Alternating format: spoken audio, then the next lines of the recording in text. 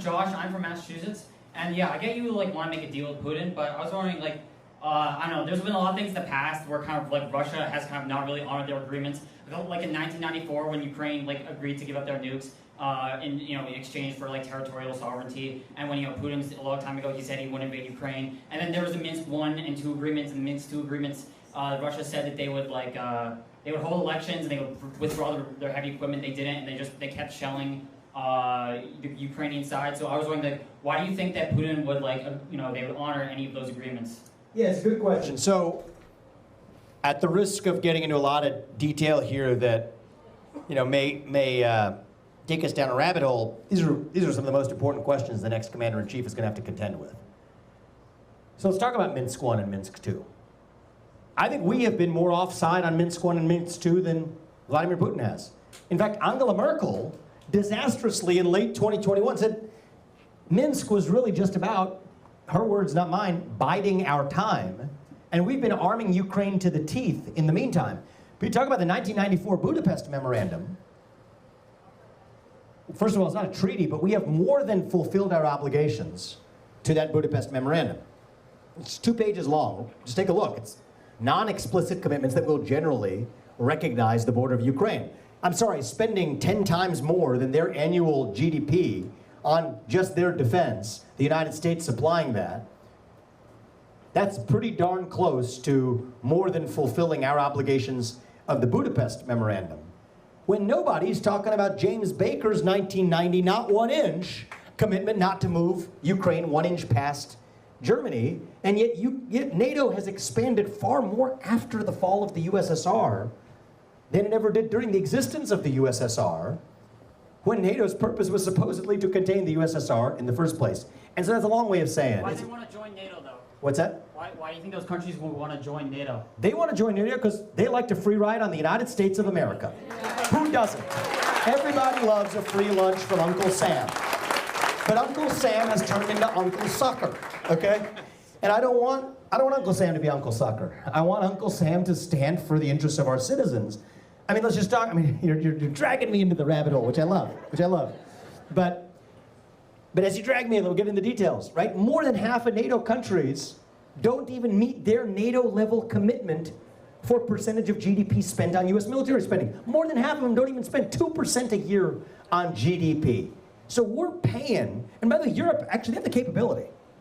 I mean, Germany, these guys, oh, man. Olaf Scholz, you get Angela Merkel, they know how to play the United States like a fiddle, all right?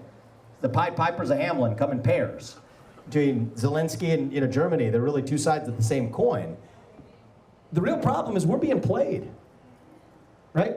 We have this machismo that we sort of picked up at the end of the Cold War, but the Cold War realists, like George Kennan, who actually was the chief architect of our Cold War deterrence strategy, he died in the late 1990s. Before he died, he was the one who said that NATO expansion was the #1 mistake that we made in our Cold War deterrence policy. Too bad the guy's now long dead.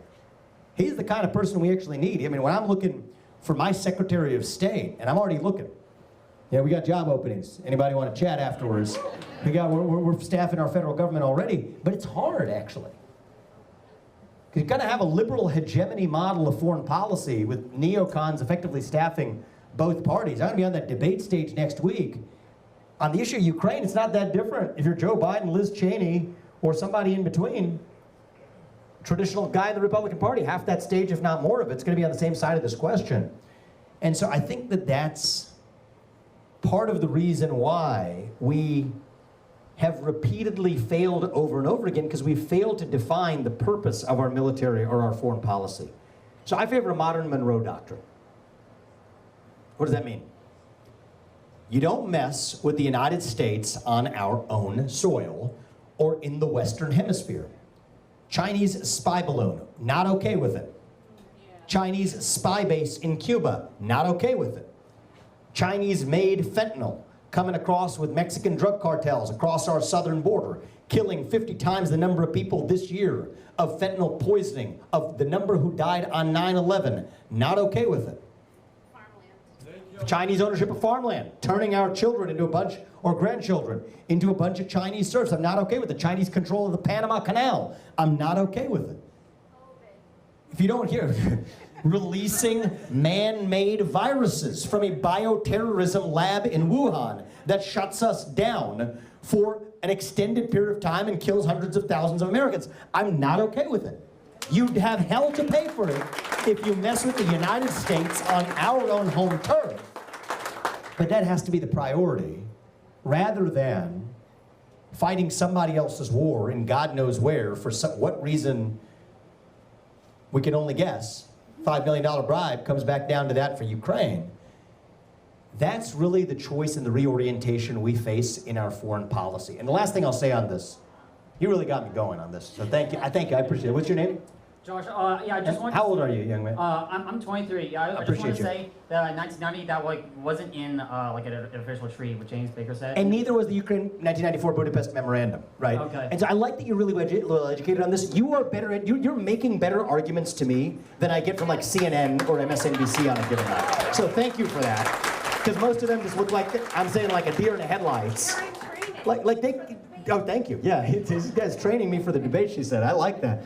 But like, honest to God, you're like 23 years old, you're asking me better questions than like half the news media who probably like no idea who James Baker was. So thank you for this. But I think the deeper point is we have to revive realism in our foreign policy. It is okay for me to tell you the same thing that I will tell other world leaders, which is that as the US president, I will stand exclusively for American interests. That is actually something we can be proud of. And other countries can trust us more if we do. Because if we're lying about it, saying, no, it's just about defending democracy, sometimes when we feel like it, even when it's not actually a democracy, it's a guy who persecutes churches in his own country and eliminates opposition parties, but we'll call it democracy. But if it's democracy somewhere else, some nation in Africa, who cares? Like, it's just not credible. Versus being realistic and honest, that we stand for our own interests. Our obligation to the rest of the world, you know what it is? It is to be strong here at home and set an example of what is possible for the rest of the free world. Because think about it. If America's weak, if we're no longer that shining city on a hill, what hope does the rest of the world have? So I think it is not only our prosperous choice to embrace American interests. It is the morally correct choice for us to stand for what is best for the United States of America, because that is what is also best for the free world as we know it. Thank you for that. I appreciate it.